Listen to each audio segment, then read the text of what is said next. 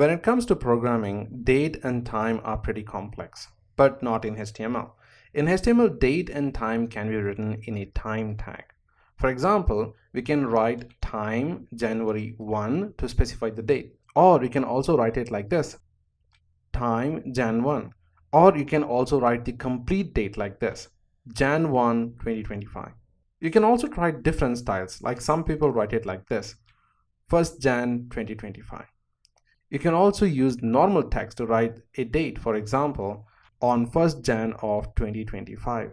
The purpose of writing the date like this in HTML conveys that this time element is a specific time to the computers. For humans, it's the text inside the time tag.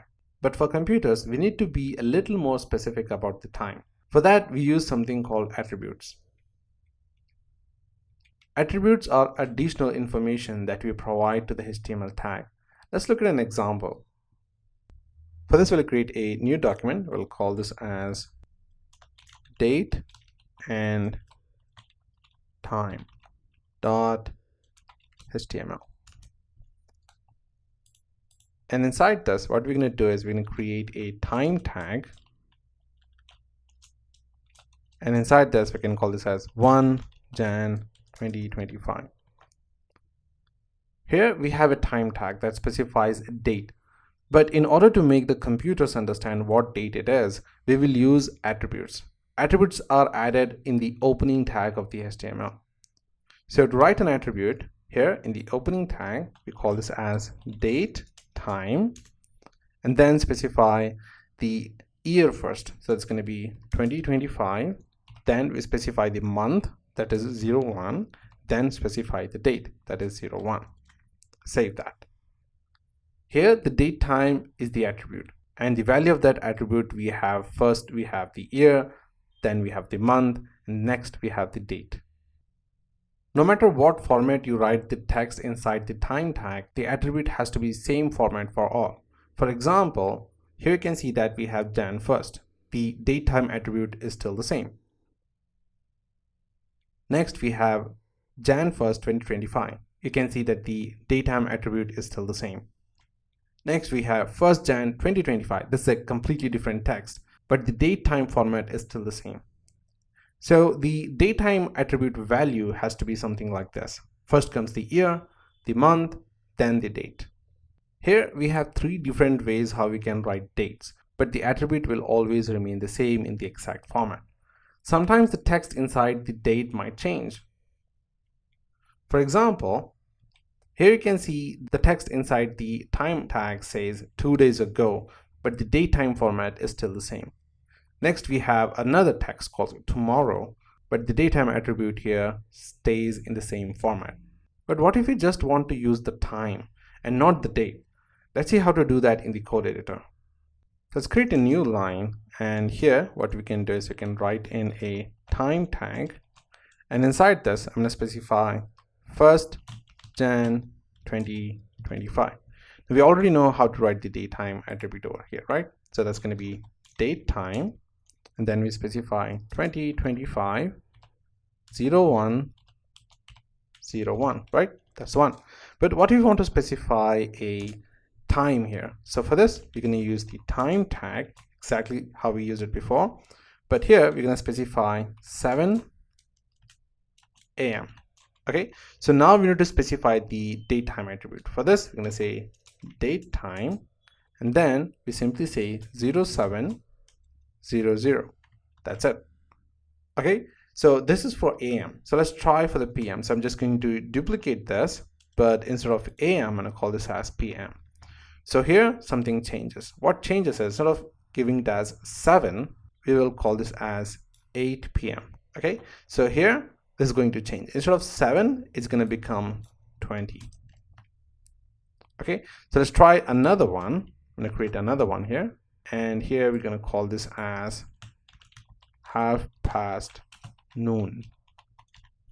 Okay, so this is going to become 12:30. Okay, so let's save that.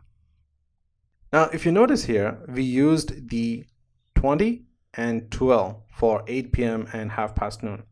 That's because computers read time in 24 clock format. We can also include seconds, fraction of a second. For example, what we can do here is we can create another time tag, and then we can specify the hour, the minute, and the second. Now to specify the fraction of a second, we'll say 0.5.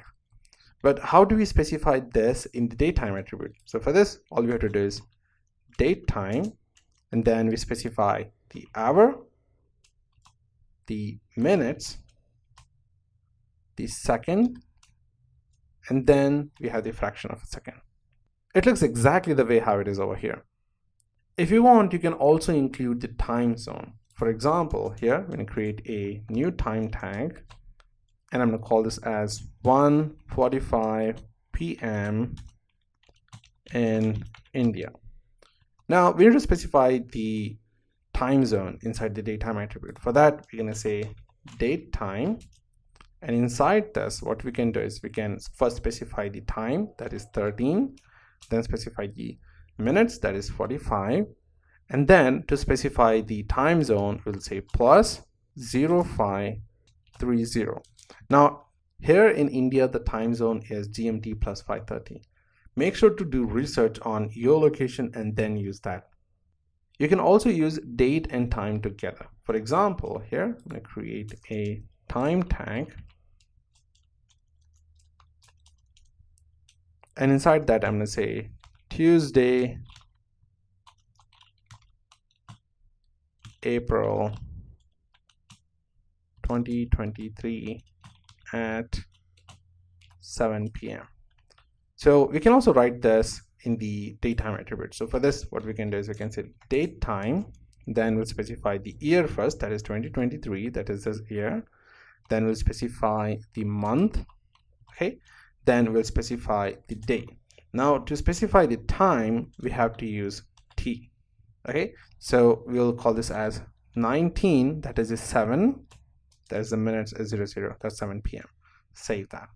You can also specify the date, time, and the time zone together. For example, here what we can do is just copy this thing and paste it over here.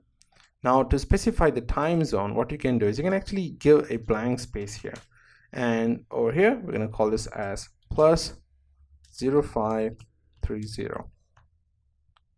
There are like hundreds of ways you can specify date and time. Make sure to look it up when you really want to use them. The time tag and datetime attribute is a semantic way of how we can tell the computer what time we want to specify.